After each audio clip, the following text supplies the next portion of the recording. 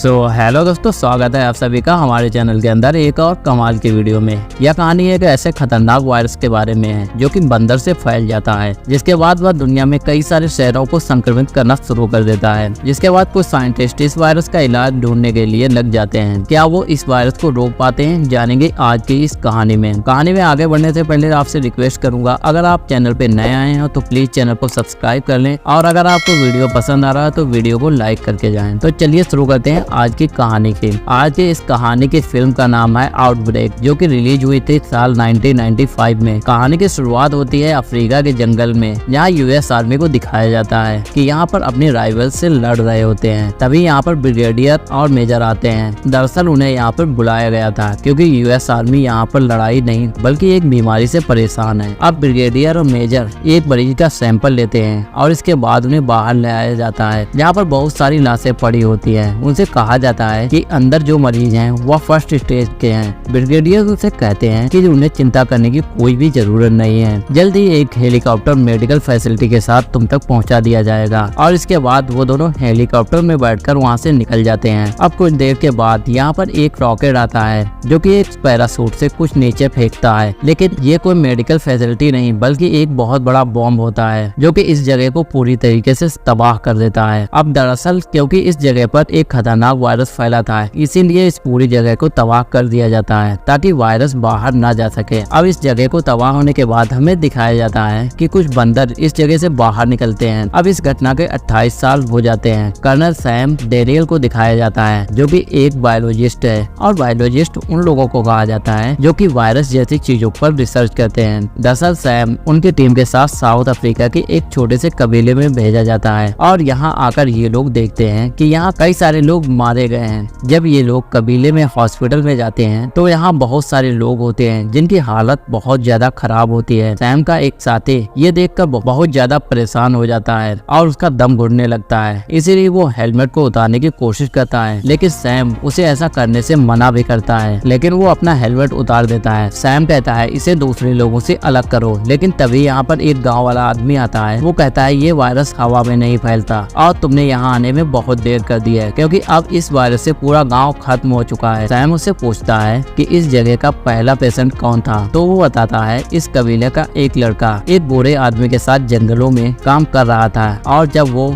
लड़का वापस लौटा तो उसने गांव के कुएं से पानी पिया, जिसके बाद से ये सभी लोग बीमार होना शुरू हो गए और इस वायरस से इंसान की 2 दिन में जान चली जाती है। सैम आदमी से पूछता है कि क्या कबीले से कोई भाग गया था, जिस पर वह कहता है कि अगर कोई भाग भी गया होगा तब तक वो जिंदा नहीं होगा। यहाँ से दूसरा कबीला 50 मील दूर है। कोई भी इन्फेक्टेड आदमी कितने दिनों तक जिंदा नहीं रह सकता कि इतना लंबा सफर तय कर सके। खैर, अब इसके बाद सैम वापस यूएस आ जाता है, जहां आकर ब्रिगेडियर बिली को सारी सिचुएशन के बारे में बताता है। ब्रिगेडियर बिली वही है जिसने आज से 28 साल पहले मेजर डोनाल्ड के साथ मिलकर उस पूरे इलाके को ब्लास्ट कर दिया था जहाँ पर वो वायरस फैला था। ब्रिगेडियर को यहाँ पे सैम की बातों पर विश्वास नहीं होता। वो कहते हैं कि तुमने पहले भी हमें 2 बार इस तरह की चेतावनी दी थी, लेकिन वो 2 बार गलत निकली थी, और वैसे भी वायरस इतना ज्यादा खतरनाक है कि इन्फेक्टेड इंसान को बहुत ही जल्दी जान से मार देता है। इसीलिए कोई भी इन्फेक्टेड उस जगह से बाहर निकलकर दूसरों को इन्फेक्टेड नहीं कर सकता। खैर, अब इसके बाद सैम अपनी लैब में जाता है, जहां जाकर वो उस गांव से लाए हुए ब्लड सैंपल को चेक करता है। उसे पता चलता है ये वायरस वही है जो आज से 28 साल पहले फैला था, और इस वायरस का नाम मोटावा है। यहीं पर अफ्रीका के जंगल को दिखाया जाता है। कुछ लोग बंदर को पकड़ते हैं, जिसके बाद उसे पानी के शिप से अमेरिका लाया जाता है, और ये लोग जानवरों के स्मगलर होते हैं और उस बंदर को जानवरों की दुकान पर बेचने के लिए लाया जाता है। लेकिन तभी वो बंदर उसके मुंह पर पानी फेंकता है। खैर, इसके बाद वो आदमी उस बंदर को एक पेट शॉप पर ले जाता है। यहाँ पर ये बंदर पेट शॉप के ऑनर के हाथ पर काट लेता है। साथ ही इस बंदर के पिंजरे में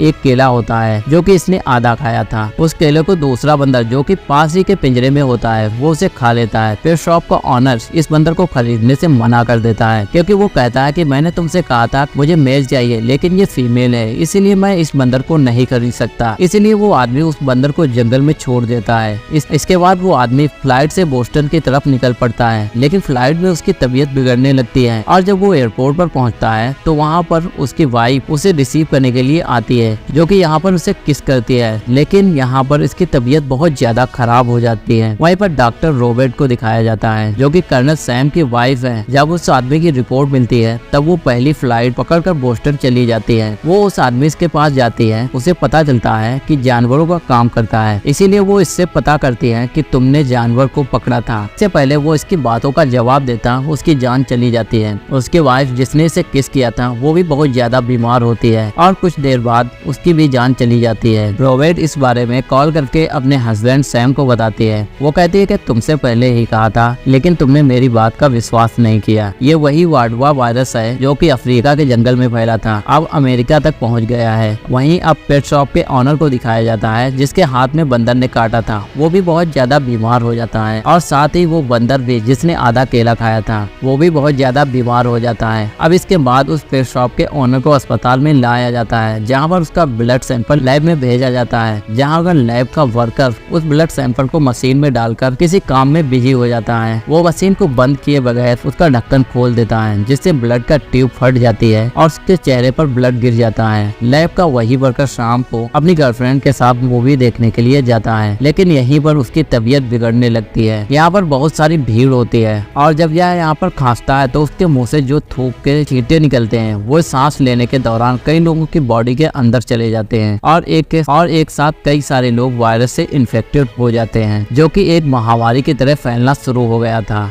अब वही डॉक्टर रॉबर्ट और उसकी टीम को दिखाया जाता है, जो कि इस बात से खुश होते हैं कि पिछले 24 घंटे से कोई भी केस नहीं आया है, यानी कि ये वायरस फैला नहीं है। तभी इन्हें कैलिफोर्निया से एक फैक्स आता है जिसमें बताया जाता है यहाँ पर एक अजीब सी बीमारी बहुत तेजी से फैल रही है। रॉबर्ट समझ जाती है कि ये वही वायरस है जो कि बोस्टन में पाया गया था, इसीलिए वो अपनी टीम के साथ कैलिफोर्निया पहुंच जाती है। वहीं सैम कैलिफोर्निया जाना चाहता है, लेकिन ब्रिगेडियर उसे इस मिशन पर नहीं डालना चाहता, क्योंकि वह नहीं चाहता कि आज से 28 साल पहले ब्रिगेडियर और कर्नल ने इस वायरस को रोकने के लिए जिन फौजियों को मरवा दिया था वो दुनिया के सामने आए। लेकिन सैम उसकी बात नहीं मानता और वो भी कैलिफोर्निया के लिए चला जाता है, जहाँ पर पूरी स्टडी करने के बाद उन्हें पता चलता है कि कैलिफोर्निया जिस आदमी के अंदर सबसे पहला वायरस पाया गया था वो एक पेट शॉप का ऑनर है, यानी कि वो एक जानवर है जिसके अंदर ये वायरस है। वो जानवर उसी पेट शॉप में है और अगर वो जानवर वहीं पर है जिसके अंदर ये वायरस पहले से था तो उसके अंदर वायरस की एंटीबॉडीज भी होंगी, यानी कि उससे लड़ने की क्षमता। अगर उस जानवर को पकड़ लें, उस जानवर का टेस्ट करने के बाद उससे वायरस की दवा बन सकती है। इसके बाद रॉबिन अपनी टीम के साथ उस दुकान में जाती है। वो जाकर देखती है कि वो जानवर उस दुकान में बहुत बीमार है। यहाँ वो अपने साथी को बताती है यह बंदर वो बंदर नहीं हो सकता, क्योंकि अगर इसके अंदर पहले से ही नेचुरल वायरस होता तो ये किसी तरीके से बीमार नहीं होता, लेकिन फिर भी हमें इसका ब्लड सैंपल लेने होंगे। वहीं हम दूसरी तरफ सैम को देखते हैं जो कि ब्रिगेडियर के पास आता है। वो उसे बताता है कि वाडवा वायरस अब हवा से फैलना शुरू हो गया है, क्योंकि यह विकसित हो रहा है। हमें पूरे शहर को क्वारंटीन करना होगा। चारों तरफ अफरा तफरी होती है। अब शहर को चारों तरफ से सील कर दिया जाता है ताकि कोई भी इन्फेक्टेड इंसान शहर से बाहर ना निकल सके। वहीं हॉस्पिटल के बाहर दिखाया जाता है जहां ब्रिगेडियर ने दवाइयों का एक ट्रक भेजा होता है, जो आज से 28 साल पहले जब पहली बार ये वाडवा वायरस मिला था। इसके बाद इस वायरस की वैक्सीन बना दी गई थी, जिसके बाद इस सभी मरीजों को वैक्सीन दी जाती है, लेकिन ये किसी पर भी असर नहीं करती, क्योंकि यह वायरस और भी ज्यादा डेवलप हो चुका था, उसका स्वरूप बदल चुका था। और ये जो वैक्सीन बनाई गई थी आज से 28 साल पहले वो उस वायरस के लिए बनाई गई थी, ना कि इसके लिए। ये दवा उस बंदर को दी जाती है जो कि बीमार था। वो पूरी तरीके से ठीक हो जाता है, क्योंकि यह बंदर उस दूसरे बंदर के झूठे केले से इन्फेक्टेड हुआ था। इसके अंदर फर्स्ट स्टेज थी और यह दवा फर्स्ट स्टेज के लिए ही बनी थी। सैम समझ जाता है कि आर्मी के पास पहले से ही इस वायरस का इंफॉर्मेशन थी, लेकिन यह बात उनसे छिपाई गई। अब सैम की टीम का एक डॉक्टर उस वायरस से बीमार हो जाता है और जब सैम की वाइफ रॉबिन उसे वो इंजेक्शन लगाती है, जो कि उससे बहुत ज्यादा हिलने से उसी इंजेक्शन की सिरिंज रॉबिन के हाथों में भी लग जाती है। वो ये बात सैम को नहीं बताती, लेकिन जब वो अपने हाथ को धो रही होती है तो सैम वहाँ पर आ जाता है। सैम समझ जाता है कि रॉबिन के हाथ पर वो सिरिंज लग चुकी है, यानी कि अब वो भी इन्फेक्टेड हो गई है। अब सैम सीधा यहाँ से ब्रिगेडियर के पास जाता है। वो कहता है कि तुम्हें वायरस का पता था, इसीलिए तुम्हारे पास वैक्सीन थी। अगर तुम चाहते हो हजारों लोगों को बचा सकें, हमें इसके ऊपर और भी रिसर्च करनी चाहिए। लेकिन आर्मी ने इस वायरस को अपने पास बचाकर रखा क्योंकि उसे एक बायोलॉजिकल वेपन चाहिए था। अगर आर्मी इस बात को नहीं छुपाती तो हमें इस वायरस के बारे में पढ़ाया जाता और हम शुरू से उन मरीजों को जो कि पहली स्टेज पे थे उन्हें ठीक कर सकते थे और ये वायरस कभी भी इस तरह से दुनिया में नहीं फैलता जैसे अब फैल रहा है। लेकिन ब्रिगेडियर यहाँ पर सैम को बताता है कि आज रात 8 बजे पूरे शहर को बम से उड़ा दिया जाएगा और यह खुद प्रेसिडेंट के ऑर्डर हैं। खैर अब इसके बाद सैम यहाँ से निकल जाता है और उसे उसके एक और साथी का कॉल आता है जो कि कर्नल सैम को बताता है कि जो इंसान सबसे पहले इन्फेक्टेड हुआ था कुछ दिन पहले, यानी कि एक शिप साउथ अफ्रीका से यहाँ पर आया था। उस शिप से उसने एक जानवर को यहाँ पर स्मगल किया था, लेकिन वो जानवर क्या था इसके बारे में हमें कुछ भी नहीं पता। खैर अब सैम किसी तरीके से उस शिप का पता लगाकर यहाँ पर पहुँच जाता है। सैम यहाँ पर क्रू से कहता है मैं यूएस आर्मी से हूँ, यूएस आर्मी का एक डॉक्टर हूँ, मुझे तुम्हारी मदद की जरूरत है। शिप का जो क्रू होता है वो सैम को एक कमरे में ले जाता है। यहाँ पर उस आदमी की डेड बॉडी होती है जो कि अफ्रीका से उस बंदर को पकड़कर लाया था, वो उस वायरस से मर गया था। सैम को इस रूम से एक बंदर की फोटो मिल जाती है। सैम समझ जाता है कि ये वही बंदर है जिसने इंसानों को इन्फेक्टेड किया है, यानी कि बंदर की बॉडी के अंदर वायरस है लेकिन फिर भी यह एकदम ठीक है क्योंकि इसकी बॉडी में इस वायरस से लड़ने की क्षमता है। अगर बंदर सैम को मिल जाता है तो वो इस बंदर को टेस्ट करने के बाद इस बीमारी की दवा बना सकता है। इसीलिए सैम उस बंदर की फोटो नेशनल टेलीविजन पर दिखाता है और बोलता है अगर किसी ने भी इस बंदर को देखा है तो वो उससे दूर रहे और जल्द से जल्द हमें इंफॉर्मेशन दे। तभी एक बुढ़िया का कॉल आता है, वो पुलिस को बताती है कि उसकी बेटी ने उस बंदर से दोस्ती कर ली है। वो सैम को फोन करके उसे इंफॉर्मेशन करती है। अब सैम अपनी टीम के साथ वहाँ पहुँच जाता है। सैम उस बच्ची को, जिस बच्ची का वो बंदर दोस्त होता है, वो उसे कहता है कि तुम्हें उस बंदर को यहाँ पे बुलाना होगा, सबको उस बंदर की जरूरत है। वो बच्ची उस बंदर को जंगल से बाहर बुलाती है और जैसे ही वो बंदर बाहर आता है उसे गन फायर करके बेहोश कर दिया जाता है। वही हमें यूएस आर्मी को दिखाया जाता है कि पूरे शहर को ब्लास्ट करने के लिए अपने हेलीकॉप्टर को भेज चुके थे। इसके बाद सैम ब्रिगेडियर को कॉल करके बताता है हमें होस्ट मिल गया है। ब्रिगेडियर कहता है कुछ देर के लिए मैं हमले को रोक सकता हूँ, तुम जल्दी से मुझ तक पहुँच जाओ। अब सैम उस बंदर को लेकर लैब तक पहुँच जाता है जहाँ पर उस बंदर की बॉडी में ब्लड निकाल कर दवा बनाने की तैयारी शुरू की जाती है। इसके बाद सैम अपनी वाइफ रोवेन के पास जाता है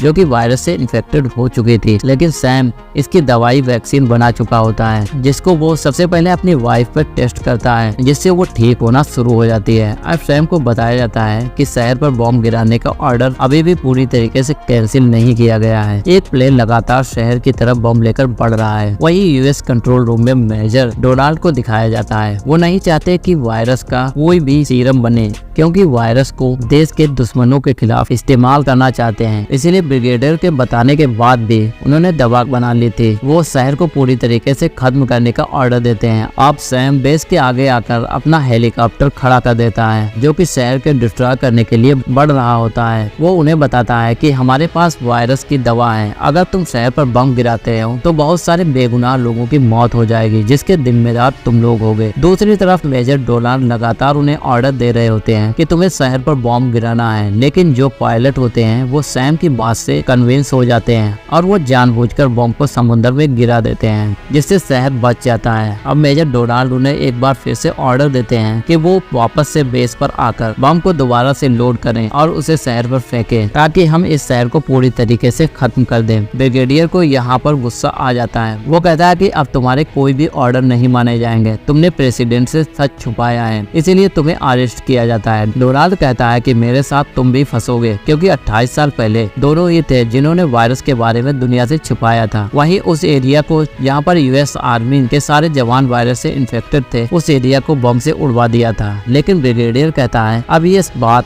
हमारे हाथों से दूर जा चुकी है। अब इसके बाद मेजर डोनाल्ड को गिरफ्तार कर लिया जाता है। आखिर में दिखाया जाता है कि सैम अपनी वाइफ रोविन के पास जाता है जो कि अब पूरी तरीके से ठीक हो चुकी है, यानी कि उन्हें इस वायरस का एक सही इलाज मिल चुका है। अब इसी के साथ ये फिल्म यहीं पर खत्म हो जाती है। दोस्तों ये वीडियो आपको कैसी लगी कमेंट करके बताना बिल्कुल ना भूलें। अगर वीडियो अच्छी लगी हो तो वीडियो को लाइक और कमेंट करके बताएं। अगर आपको वीडियो अच्छी लगी हो तो वीडियो को लाइक और चैनल को सब्सक्राइब जरूर करें। तो मैं मिलूंगा आपको अगले वीडियो में, तब तक के लिए टेक केयर, बाय बाय।